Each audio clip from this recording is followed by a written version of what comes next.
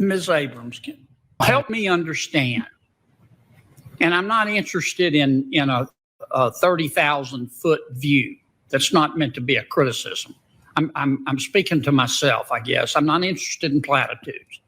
Tell me, you're against the Georgia bill, I gather. Is that right? I'm against certain provisions of it, yes. Okay, I think you've called it a racist bill. Am I right? I think there are provisions of it that are racist, yes. Okay. Do you think it was a smart thing for President Biden to do when he called everybody who supported the Georgia bill a racist? I think that this bill is grounded in racial animus.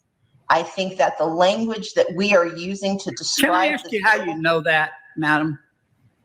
I mean, it's an honest question. How do you know that? Because for 15 years, the Republican Party of Georgia not only sanctioned but celebrated its vote by mail provisions. It was only after voters of color for the first time in 15 years successfully used those provisions in favor of the party that they disproportionately support that those rules changed.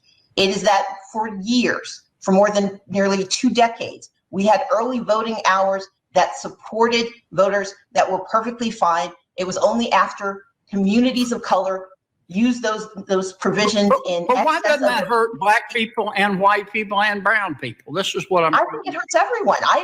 If you watched me, I have fought for the right to vote for every person. No one is entitled to victory. But that's a long way from the president calling people a racist because they support a state. Sure. Tell me specifically, just give me a list of the provisions that you objected. It shortens the federal runoff period from 9 weeks to 4 weeks. Okay. It restricts the time a voter can request and return an absentee ballot application. Right. It requires that a voter have a photo identification or some other form of identification that they're willing to surrender in order to participate in the absentee ballot process. Okay. What else? Start all over again. It restricts the hours of operation because it now, under the guise of setting a standardized timeline, it makes it optional for counties that may be may not want to see expanded access to the right to vote. They can now limit their hours. Instead of those hours being from 7 to 7, they're now from 9 to 5, which may have an effect on voters who cannot vote during business hours.